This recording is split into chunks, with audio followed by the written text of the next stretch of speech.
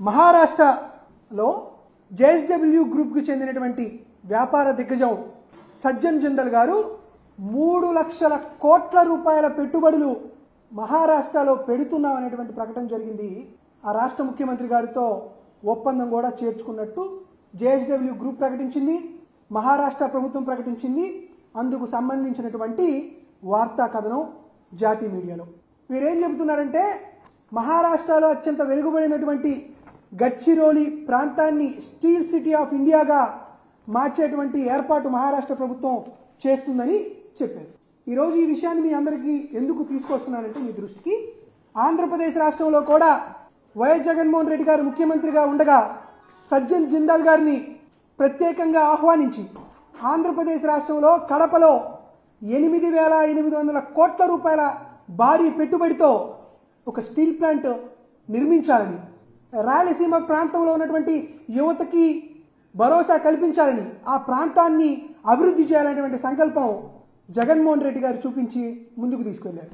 2 ఏళ్ల క్రితమే శంకుస్థాపన కూడా చేస్తూ స్వప్నాన్ని సాకారం చేసినటువంటి వైనాన్ని కూడా మనం గమనించాం. దీంతో పాటు 2022లో సుమారుగా 50,500 కోట్ల రూపాయల పెట్టుబడులు జిందాల్ గ్రూపు ఆంధ్రప్రదేశ్ రాష్ట్రంలో పెడుతుందని జరిగినటువంటి పెట్టుబడుల సదస్సులో కూడా 6 ఒప్పందాలు వైఎస్ఆర్ కాంగ్రెస్ పార్టీ హయాంలో జరిగినటువంటి విషయాన్ని కూడా మేము ముందుకు తీసుకొస్తున్నాం. ఇవన్నీ ఇటువంటి పరిస్థితులు ఉంటే చంద్రబాబు నాయుడు గారు బొంబాయి నుంచి ఒక జూనియర్ ఆర్టిస్ట్ని తీసుకొచ్చారు. హనీ ట్రాప్ పేరు పొందినటువంటి జత్వాని అనేటువంటి ఒక జూనియర్ ఆర్టిస్ట్ని తీసుకొచ్చి జిందాల్ని వేధించి ఆయన పైన నిందారోపణ చేసి ఆయన పైన కేసులు వేసి ఆయన్ని రాష్ట్రం నుండి పారిపోయేలాగా తరిమేలాగా అన్ని రకాల ప్రయత్నాలు చేసి ఈ 50,500 కోట్ల రూపాయల పెట్టుబడులు ఏమైపోయాయో తెలియదు.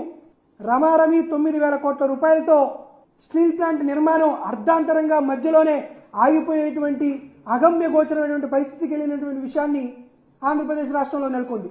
దాల్మియా లాంటి మరొక పెద్ద గ్రూప్ ఉంటే ఆ దాల్మియా గ్రూప్కు చెందినటువంటి ఒక 11 లారీలని కూటమి ప్రభుత్వానికి చెందిన వాళ్ళు ధ్వంసం చేస్తారు కప్పం కట్టలేదని. మరొక పెద్ద సంస్థ అనేటువంటి ఆదాని గ్రూపు పోర్టుకి స్వయాన ఎమ్మెల్యే సోమిరెడ్డి గారు వెళ్ళి దాడి చేసి మాకు తెలియకుండా ఇక్కడ ప్రాజెక్ట్ ఎందుకు కడుతున్నారు, మాకు కప్పం కట్టాల్సిందే అని వారి మీద దాడులు చేస్తారు. ఒక జిందాల్ గ్రూప్ని బెదిరించి తరివేశారు.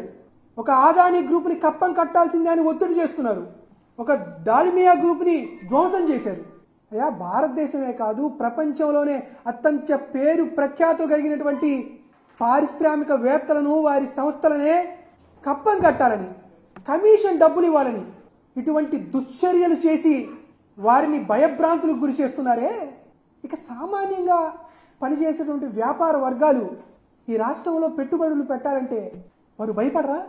వారిపైన నిందారోపణలు చేస్తూ వారిపైన అసభ్య పదజాలాలతో అసభ్య ప్రచారాలు చేస్తూ ఈ రాష్ట్రంలో రూపాయి పెట్టుబడి పెట్టాలన్నా భయభ్రాంతులకు గురి చేసేలాగా కూటమి ప్రభుత్వం పారిశ్రామికవేత్తల మీద ఒక కొత్త లోకేష్ పాలసీ, ఎల్ పాలసీ తీసుకొస్తే శాంతి భద్రతలు అదుపు తప్పితే వారికి సంబంధించినటువంటి సంస్థలపైన, లారీలపైన, ఆఫీసులపైన దౌర్జన్యాలు, దోపిడీలు చేస్తుంటే ఈ రాష్ట్రంలో ఎవరైనా పెట్టుబడులు పెడతారా అనేది నేను మిమ్మల్ని అడుగుతున్నాను. ఈ రాష్ట్రంలో పెట్టుబడులు పెట్టాలన్నా, ఈ రాష్ట్రంలో సరైనటువంటి శాంతి భద్రతలోకి ఒక సౌకర్యవంతమైనటువంటి వాతావరణం, మౌలిక సదుపాయాలు కలపాలన్నా జగన్మోహన్ రెడ్డి గారు లాంటి వ్యక్తే ఉన్నప్పుడే సాధ్యమవుతున్న విషయాన్ని ఆంధ్రప్రదేశే కాదు భారతదేశంలో ఉన్నటువంటి ప్రతి పారిశ్రామికవేత్త తమ అభిప్రాయాన్ని వెలుపిస్తున్నటువంటి విషయాన్ని మీ అందరికీ గుర్తు చేస్తున్నాను. దీంతో పాటు ఆంధ్రప్రదేశ్ రాష్ట్రానికి సంబంధించి సకల శాఖ మంత్రి లోకేష్ గారిని కానీ, కూటమి ముఖ్యమంత్రి అయినటువంటి చంద్రబాబు నాయుడు గారిని కానీ